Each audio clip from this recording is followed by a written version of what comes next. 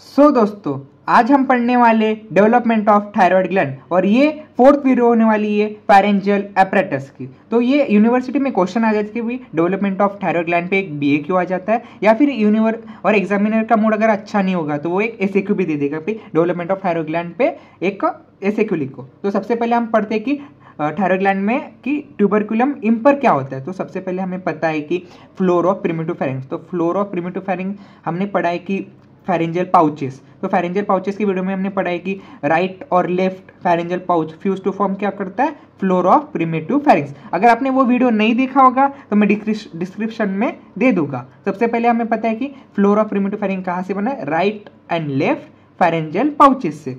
So over the first arch mean first हमें पता है कि फेरेंजियल आर्चेस की वीडियो में कि 6 आर्च होते हैं, उसमें से फिफ्थ आर्च क्या होता है, डिसेपियर। तो जो फर्स्ट आर्च से क्या बन रहा है, इन मिडल लाइन से स्वेलिंग हो जाती है, इससे क्या बना, ट्यूबरकुलम इम्पर। सो ट्यूबरकुलम इम्पर से क्या होता है, जस्ट बिहाइंड, उसके बिहाइंड से एक फेरेंजियल एपिथेलियम आता है टू फॉर्म अ डिप्रेशन और डायवर्टिकुलम, मतलब डिप्रेशन या फिर एक डायवर्टिकुलम होता है, उससे क्या होता है, थायरोग्लॉसल डक्ट। और ये थायरोग्लॉसल डक्ट नाम से पता है कि थायरो मीन्स थायराइड ग्लैंड और ग्लॉसस मीन्स टंग। तो थायरोग्लॉसल डक्ट कहाँ से कनेक्ट करता है थायराइड ग्लैंड को, टंग के। और हमें पता है कि एनाटॉमी में टंग के सल्कस टर्मिनालिस ऐसा वी शेप होता है, जिसके पीछे क्या होता है, फोरामेन सिक्कम, वहां पर जाके वो ड्रेन हो जाता है। तो थायराइड ग्लैंड को टंग के साथ कनेक्ट कौन करता है, थायरोग्लॉसल डक्ट, जो कहाँ से ओरिजिनेट हुआ है, बिहाइंड द ट्यूबरकुलम इम्पर। और ट्यूबरकुलम इम्पर कहाँ से आया, over the first arch. First arch से कौन से, इन मिडल लाइन से। बस इतना याद रख दो। उसके बाद हम पढ़ते हैं कि development of thyroid follicle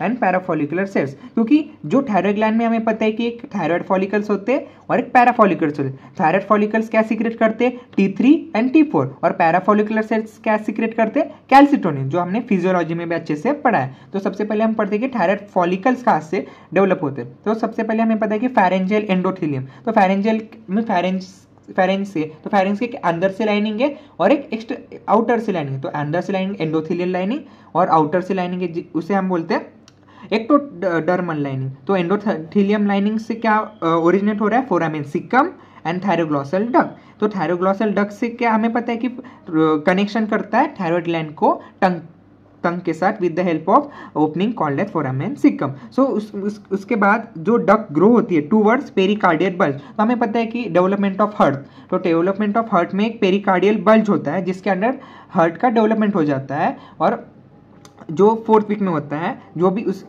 duct grow toward pericardial bulge which bifurcates, मतलब बाइफरगेट्स हो जाता है कि मीन्स उसमें और डेवलपमेंट और ग्रो हो जाती है, जिसकी वजह से प्रॉक्सिमल पार्ट बनता है, डिस्टल पार्ट बनता है। और प्रॉक्सिमल पार्ट क्या करता है, रिग्रेस हो जाता है, और डिस्टल पार्ट क्या करता है, बाइफरकेट करता है, और क्या बनाता है, फॉलिकल्स ऑफ थायराइड ग्लैंड। तो फॉलिकल्स ऑफ थायराइड ग्लैंड कहाँ से बना है, एक फेरेंजियल एंडोथेलियम होता है जो फॉर्म करता है फोरामेन सिक्कम एंड थायरोग्लॉसल डक्ट, जिससे क्या होता है, ग्रोस टुवर्ड पेरीफेरिक। पेरीफेरी में क्या होता है, पेरिकार्डियल बल्ज, और पेरिकार्डियल बल्ज के बाइफरकेट होके क्या बनता है, प्रॉक्सिमल पार्ट और डिस्टल पार्ट। प्रॉक्सिमल पार्ट कुछ काम का है नहीं क्योंकि वो रिग्रेस हो जाता है, और डिस्टल पार्ट क्या करता है, बाइफरकेट हो जाता है, जिससे क्या, फॉलिकल्स ऑफ थायराइड ग्लैंड। और हमें पता है कि हमने इस वीडियो में देखा है कि डेवलपमेंट ऑफ फेरेंजियल पाउचेस के, कि ventral part of fourth pouch and fifth pouch, ventral part of fourth pouch and directly इन्वॉल्वेशन of the fifth pouch, जो क्या करता है, कॉर्डोफेरेंजियल कॉम्प्लेक्स। अगर आपने पाउचेस की वीडियो नहीं देखी होगी तो मैंने डिस्क्रिप्शन में दे दूंगा।